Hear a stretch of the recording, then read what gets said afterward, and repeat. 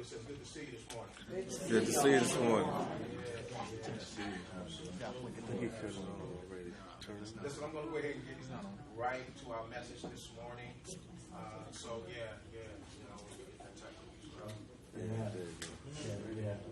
Good stuff. If you have your Bibles, we're going to be looking at Matthew chapter 15. Matthew chapter 15. Matthew chapter 15. I'm sorry. Matthew chapter 13.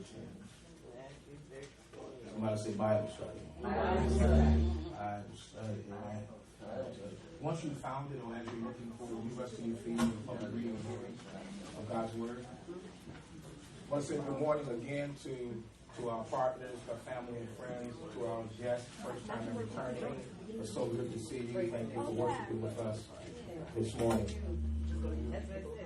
Please make sure you govern yourself accordingly.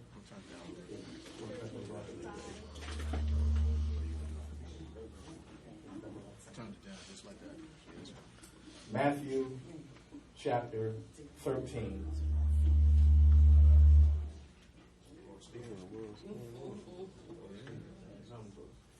Matthew chapter 13, verse 55.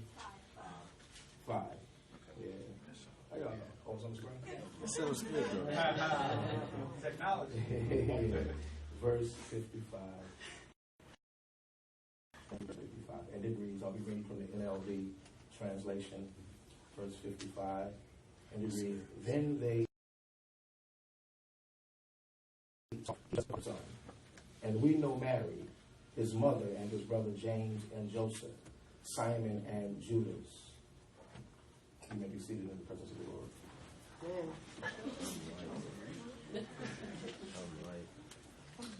I'll start at verse 53 and I'll read 58 for your hearing. When Jesus had finished telling these stories and illustrations, he left that part of the country. He returned to Nazareth, his hometown. When he taught there in the synagogue, everyone was amazed and said, where does he get this wisdom and power to do miracles? Then they scoffed. He's just the carpenter's son. And we know Mary, his mother, and his brother James, Joseph, Simon, and Judas. All his sisters lived there, were among us. Where did he learn all of these things? And they were deeply offended and refused to believe in him. Then Jesus told them, a prophet is honored everywhere except in his own hometown and among his own family. And so he did only a few miracles there because of their unbelief. I want to talk this morning as we kick off our series, Lessons from the Carpenter. I want to use as a thought this morning, it's just the carpenter. It's just the carpenter.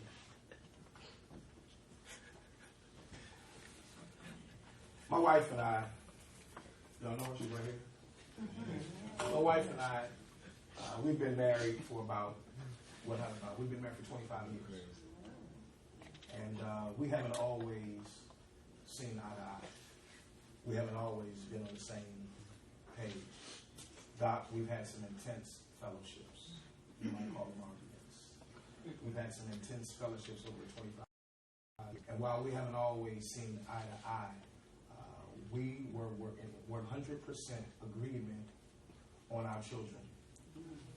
As we were preparing to have children, we said specifically if they were males, no sexism involved, no disrespect, but we just said if we had male children, we wanted them to do two things. One, go to college, and two, develop a trade.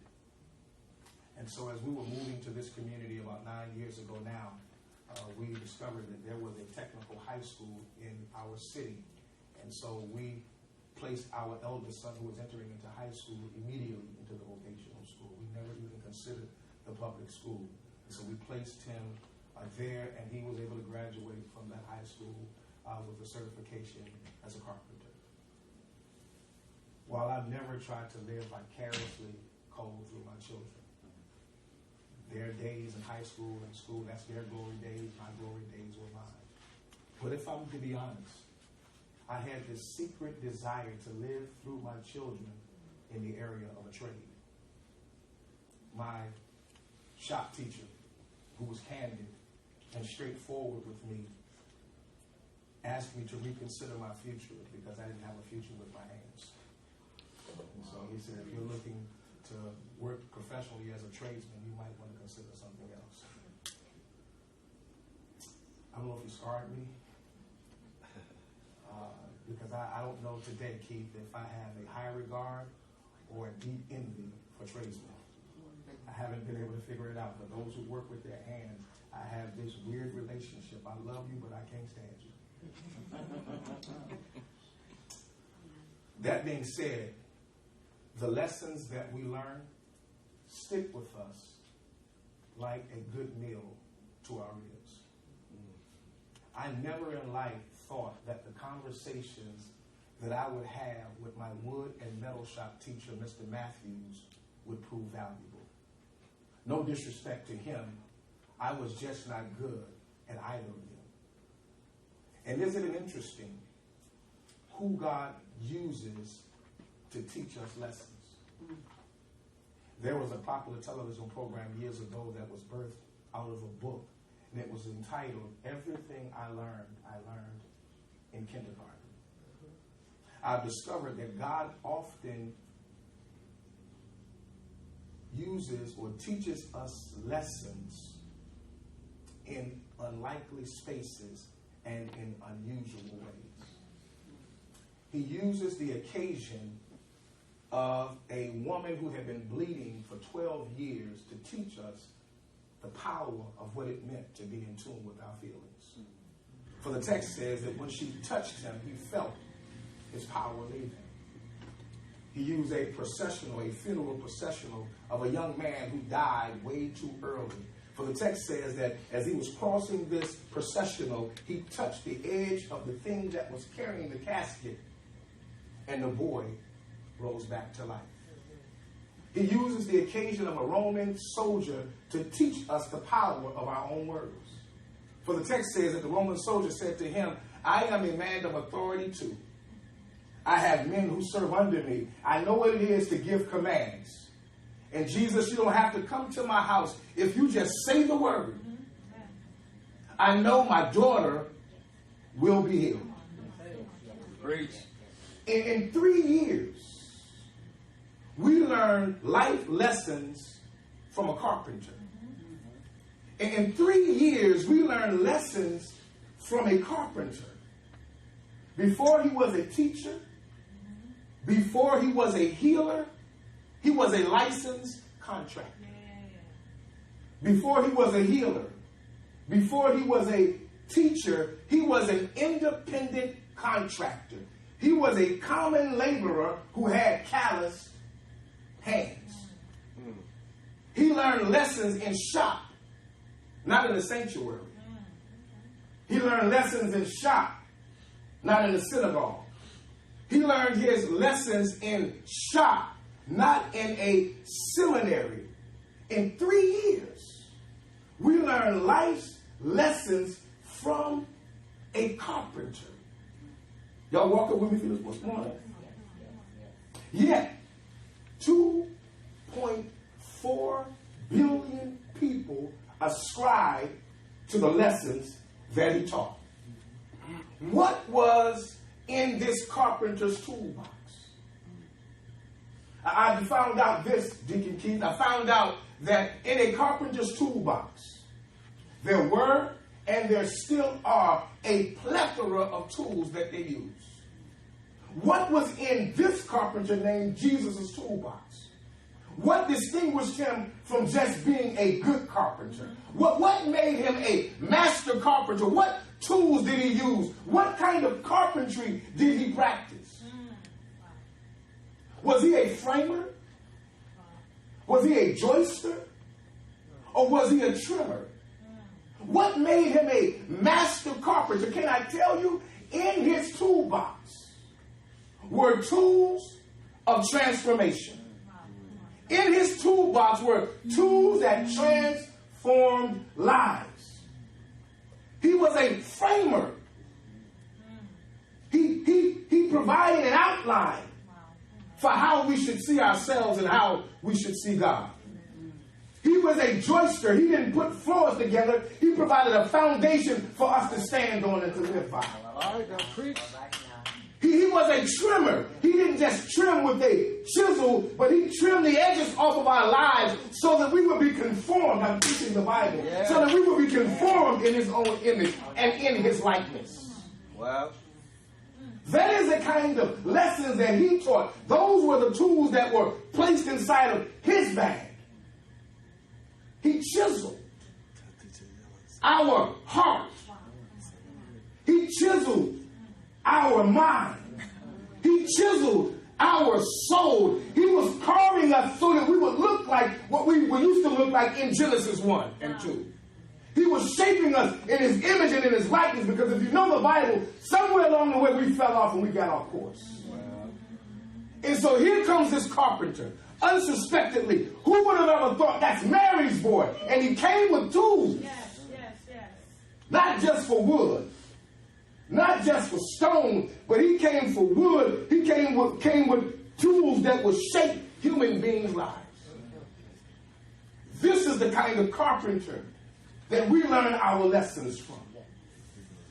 That carpenter who chiseled, shaped our lives. I want to drive this point home.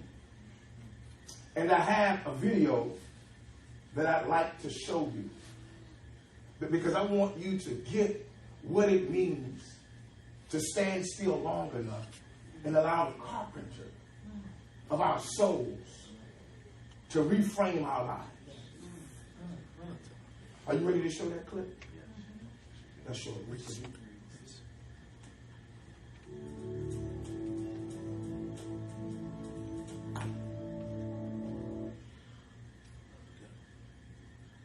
Ephesians 2:10 says that we are God's workmanship, that we're, in essence, his masterpiece. I don't know about you, but when I get up in the morning and look in the mirror, I don't see a masterpiece, you know. I mean, maybe a Picasso, you know. But I want to be a masterpiece. I want to be everything that God has created me to be. And so I go to him in prayer and I say, God, do whatever it takes to get things out of my life that don't need to be there. Mold me in the image of your son so that I can be your masterpiece. Hi. Whoa. Who are you? I'm God. No, you're not. Yeah, you just said the persevering, and that's how it works. Oh, okay. If you're God, then make it snow in here. You know, if I made it snow in here, it'd be kind of yucky, and I really don't want to do this. See, you're not God. Why do you say that? God wouldn't say yucky. Yes, I do. It's a Greek word. Oh. Yeah. Oh, okay. If you're God, what does Lamentations 15:9 say? Lamentations is a very short book. It only has 5 chapters. Why is it so short? I was tired of lamenting. Now, if you're God, who's going to win the World Series this year? You know what? I'm not so much into playing games. Why are you so much into playing games? You are God. I gave it away. You answered my question with a question. I did? Yep, I do that. Don't I? Step right up. Here we go. Okay. All right. Hey, what's this about? These are the tools I'm going to use to make you my original masterpiece. Oh, okay. All right? Hang on. Yeah. I thought you were a carpenter. That's my son. Here we go. Step right up. Here we go. All right? Whoa. How do you know what to chisel and what to leave? I take out all the things in your life that aren't of me, kind of like dead weight. Ooh, speaking of that, did you chisel right in here? I just can't get rid of it. I mean, the other went away, but this, I've tried exercising, I've watched what I ate, I even did Pilates for a while. That was awkward. But you can chisel on me, right? Talk, or can I chisel top, chisel top, chisel? No, chisel. All right, most of my children like to talk. Not me. Bring on the chisel. Here we go. All right. You have a lot of anger. Ow. Some pride. Ow. Compare yourself to others instead of me. Ow. You're lazy. But you pretend like you're really, really busy. You have a problem with lust. Okay. Time out. I do not have a problem with lust. You don't have a problem with lust. No, I can do it anytime I want. Okay. Wait. Maybe we take a little time out. I think I'm doing pretty good. You are doing good, but when you look in the mirror, who do you see? I see me. Okay. Then I need to keep chiseling away because ultimately you and others need to see my son. Here we go. Okay, hold on. Don't take this the wrong way. It's just that when I start looking more like your son, people get uncomfortable around me. You know, I mean, even my friends at church, they're all like, "Oh, you're holier than thou. Why would you do that?" You know, I mean, Not what you're doing right now is you rather play God in certain areas of your life than for me to be God over your whole life. I did not say that. That's what you meant. Yes, it is. It's hard to talk to you. I mean, you know everything I'm thinking. I'm just saying, you've done good work. Maybe we take a little break, a little time out, and we'll come back to it. What you're doing right now is so common. What you're doing right now is called control. Do you want to control things in your life, or can I chisel? Control, chisel, control. No, chisel. Here we go. Can we chisel where I want to? It's called control. Okay. You've been holding on to this for a long time. You ready for this?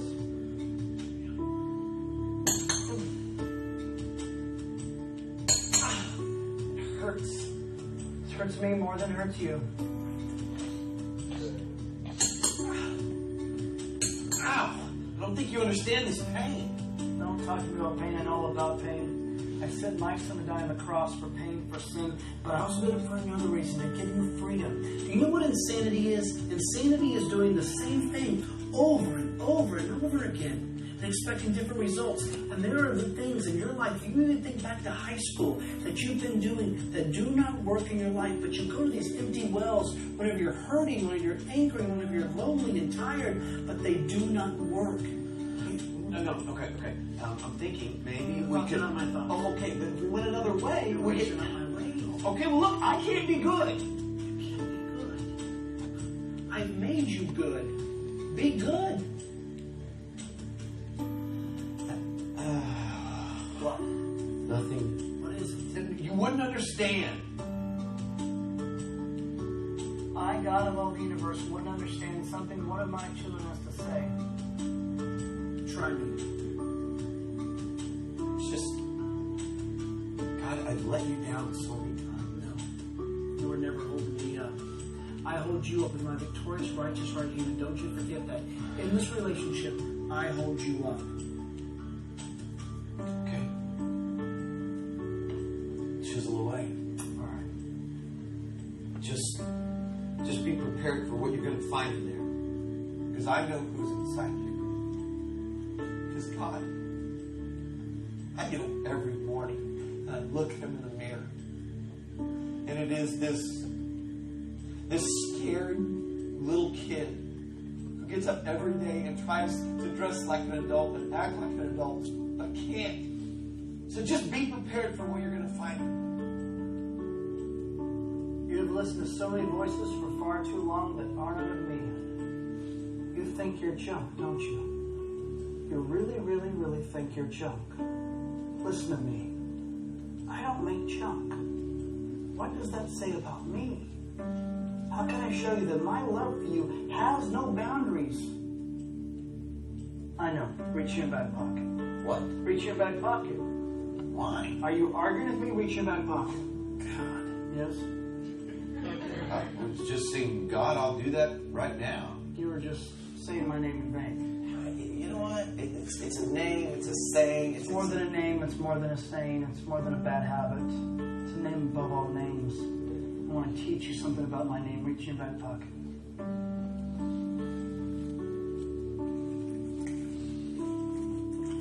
You know what that is? This is a page from a journal I had when I was younger. How'd you get this? Hello? Oh, yeah. Go ahead, read it. I love Angie Holland. Other side. Sorry. I'm married her. I was there.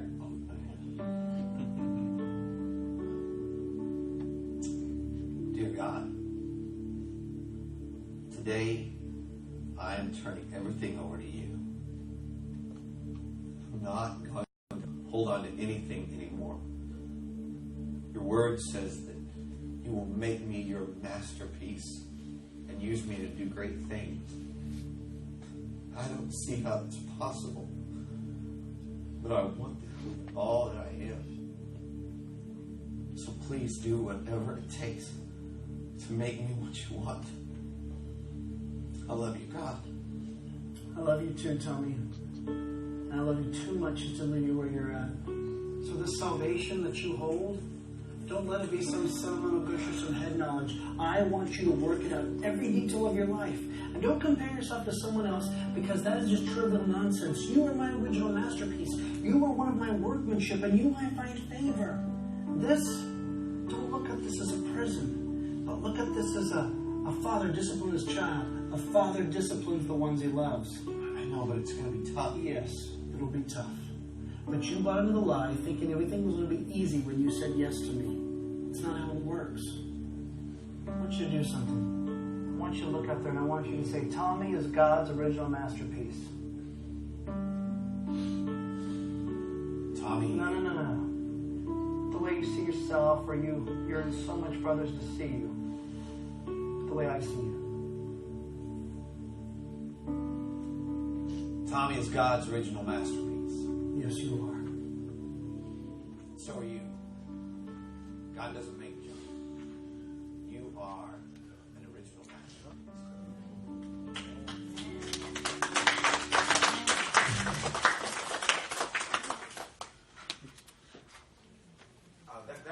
That's our time for this morning.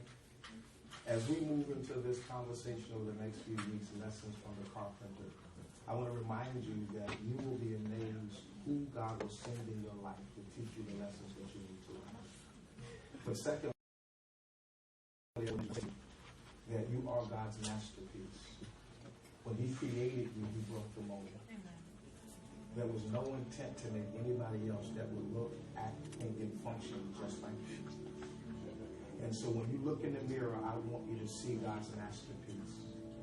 Would you do me a favor? Would you make yourself available to be chiseled? Would you make yourself ready to be chiseled by the master of the universe? The tools that He holds in His hand are divine. And He wants to shape and craft you into His image and in His likeness. All you have to do is say yes. Do we have anybody in here willing to say yes this morning? Lord, make me into your masterpiece. Chisel me in such a way that I look like you. Somebody, as I close, I'm closing in, but somebody needs to ask the Lord to chisel that anger away. To chisel that hurt away. Chisel that bitterness away. Chisel that pride away. Chisel that selfishness away. Somebody needs to ask the Lord to chisel that stuff in me that hinders me from being all that you desire for me to be. Somebody needs to ask the Lord to chisel that fear away. Somebody needs to ask the Lord, Lord, chisel whatever is in my heart that keeps me from seeing my own children the way you want me to see them. We need to ask the Lord to chisel our hearts. Some of us are being held captive and prisoner by some things that have happened in the past. And the Lord says, if you will allow me to chisel you in the right places, you will be free from those things. I want somebody to be free. I want somebody to have access to the lessons that the Carpenter teaches us. Every single day, there is a lesson that you can learn from God. Every single day, the Lord wants to teach you and I something. The question is, are you willing to make yourself available to the lessons that He has for us? Because if you are still enough, if you are quiet enough, the Lord will send somebody your way that will teach you the lesson that He desires for you to know today. That is the kind of God that we serve. He said, let us make male and female in our own image, in the image of God. He made them. And He said, go exercise dominion and power. He wants you free. Hold your hand up. And say, Lord, chisel me into your image. Lord, make me into your image. Lord, I am available to be used by you. Thank you, God, that you've chosen someone like me. Come on, give the Lord a hand of praise.